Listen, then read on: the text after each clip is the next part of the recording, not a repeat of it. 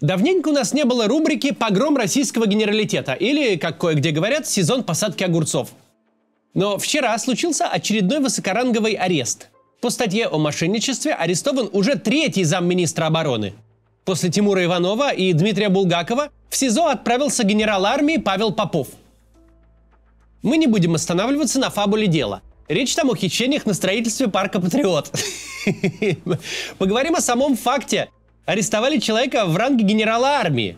Чистки по-настоящему сталинского масштаба, которые успели стать обыденностью.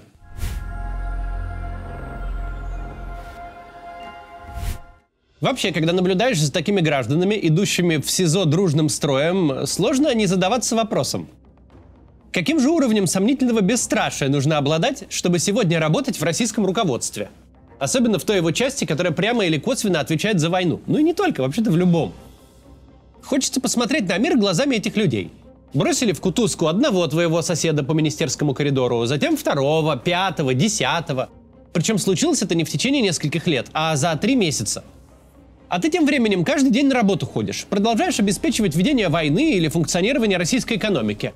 Либо искренне не понимая, что в следующий раз колокол зазвонит по тебе, либо считая себя уже обреченным.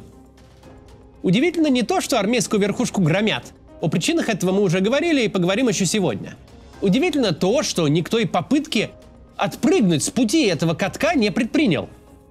Мы уже знаем множество посаженных генералов, чиновников, подрядчиков Минобороны, но не знаем ни единого случая, когда кто-то из них хотя бы попытался смыться.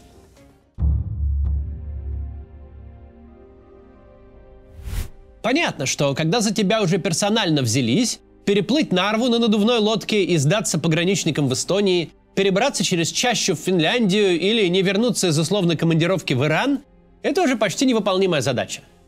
Но ведь не обязательно доводить дело до персонального преследования. Можно же сильно заранее уловить, так сказать, тренд. Вспомним, например, Григория Родченкова, одного из руководителей программы государственного допинга в России. Когда его коллеги стали один за другим умирать от проблем с сердцем, до него сразу дошло – на чужбине климат для сердечно-сосудистой системы полезнее, а ожидаемая продолжительность жизни растет прямо пропорционально удаленности от российской границы. И он оказался под программой защиты свидетелей в Америке. Ведь речь не идет о том, что посадят на пару лет, выйдешь и будешь себе спокойно жить на пенсии. В случае элитных репрессий в России, особенно в отношении силовых ведомств, речь идет о том, что клиент в лучшем случае никогда не выйдет, а в худшем случае уедет из СИЗО вперед ногами. Речь буквально о жизни и смерти, причем о смерти не быстрой, а долгой и унизительной. Но все послушно сидят в ожидании ареста. Этому изумительному обстоятельству может быть 2 объяснения, и каждое из них не лишено смысла. Объяснение первое. Все эти люди кретины. Ну, вот, скорее всего, так оно и есть. Это такие персонажи басни об обезьяне и кувшине. Они просто не в состоянии разжать кулак и отпустить наворованное. Все их дворцы и чемоданы наличных – это гиря, к которой они себя сами приковали. Перспектива потерять всю свою золотую лепнину по белому мрамору и жить под программой защиты свидетелей в каком-нибудь провинциальном французском городе их ужасает больше, чем шконка в Лефортово, на которой уже ночует половина их коллег, друзей и знакомых. Страх утраты статуса и капиталов велик настолько, что каждый находит причины для самоуспокоения, находит аргументы и думает: вот за мной-то уж точно не придут. Второе объяснение – их парализовал ужас, разлитый по всей верхушке российской власти. Тот случай, когда репрессии поддерживают сами себя. Чем больше людей в больших погонах мочат, тем больше они боятся даже подумать о спасении собственной жизни. Добычу крокодила парализует от одного вида крокодила.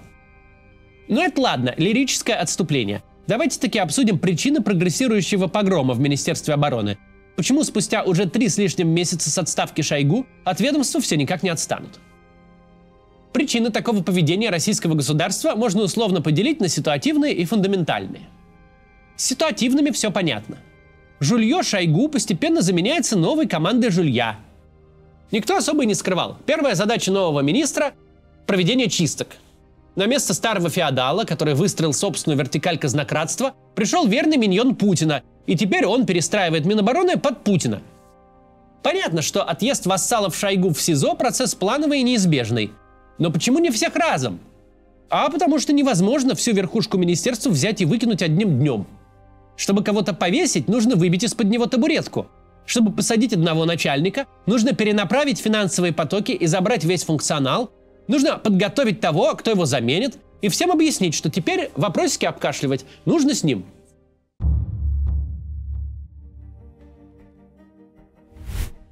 Этот процесс еще называется обезжириванием.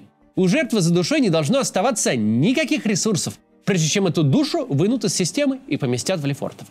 Сейчас дальше об этом поговорим после короткого объявления. Посмотрите, пожалуйста.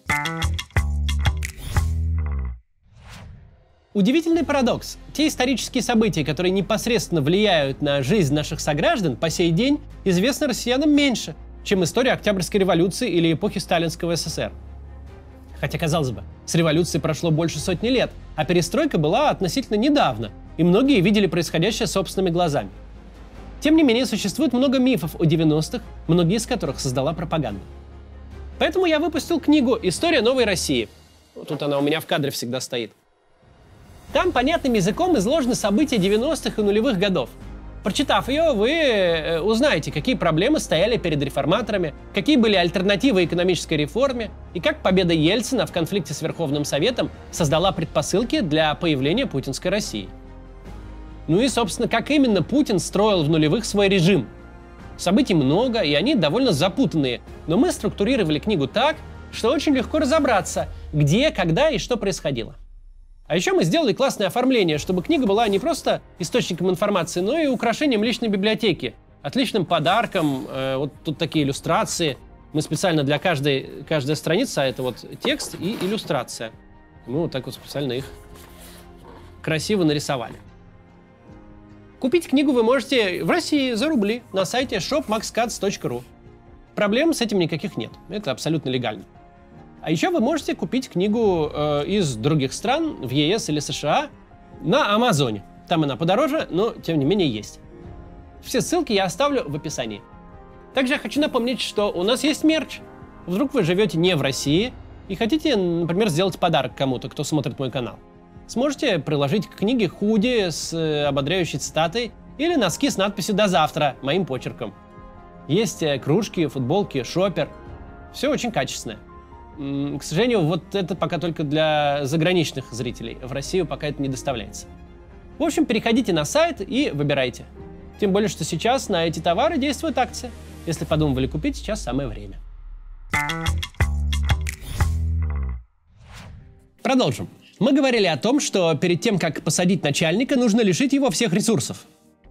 Процесс обезжиривания такой гигантской структуры, как Минобороны, ведомство, где корни предыдущего министра проросли за 12 лет уже едва ли не до уровня конкретного прапора, ворующего сухпайки, этот процесс не такой быстрый. В начальственной логике российских властей побежденным положено только горе. Пока ты в фаворе, ты много выигрываешь. Ты можешь обогащаться демонстративно. Закон для тебя официально не писан. Но если ты проиграл, то проиграл все сразу и до конца. Твоих вассалов перебьют, твои владения передадут огню, а поля засеют солью. В лучшем случае дадут спастись самому. Тогда будешь сидеть и наблюдать, как твои люди непрерывно уезжают в СИЗО, от твоего могущественного клана не остается камня на камне. И тут же другой мотив. Шойгу недостаточно снять, его нужно обезвредить. Если у кого-то остались связи, финансовые потоки, влияние, люди, пронизывающие все министерство, то хоть в совбез его назначь, хоть грузчиком в пятерочку, он останется политическим актором. Да, не представляется вероятным вариант, что Шойгу мог бы когда-нибудь возглавить заговор против своего начальника или просто принять в таком заговоре участие. Но мог бы или не мог бы, это, опять же, лирические рассуждения.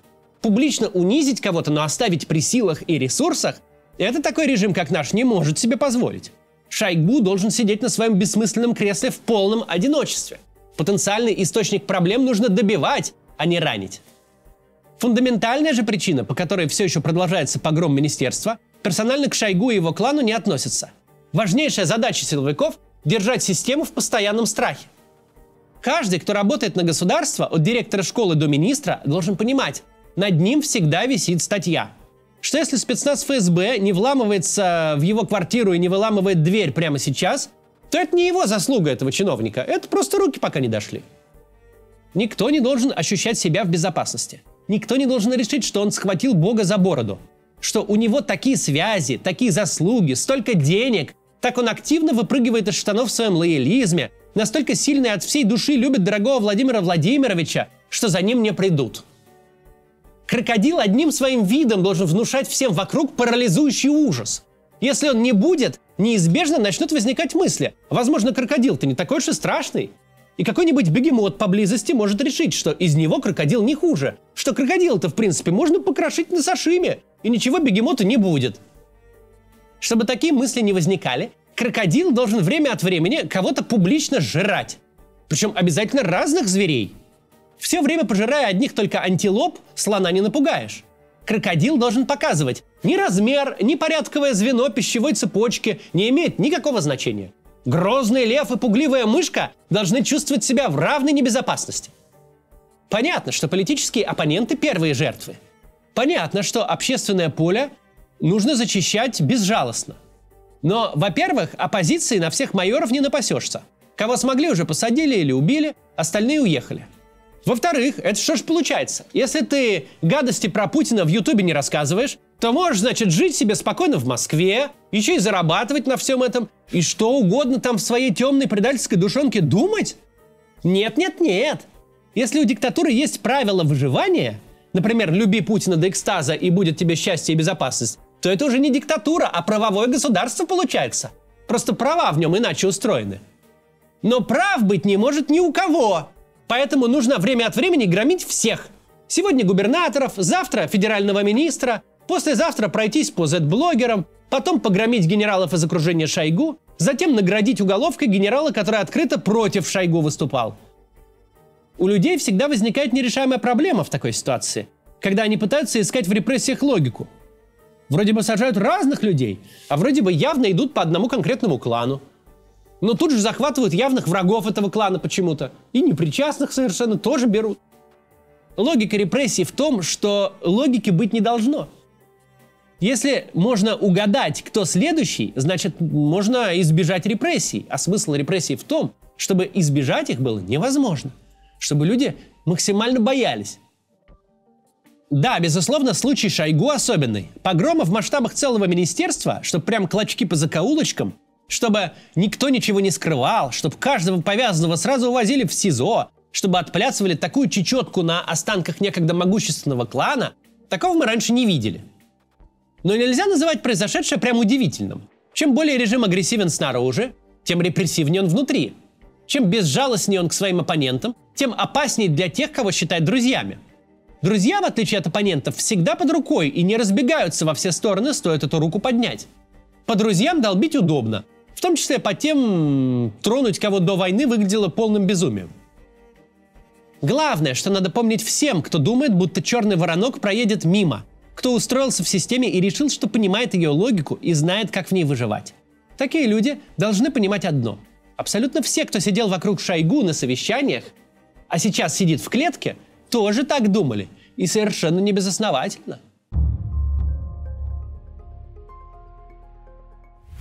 У них были железные основания, на самом деле, так думать.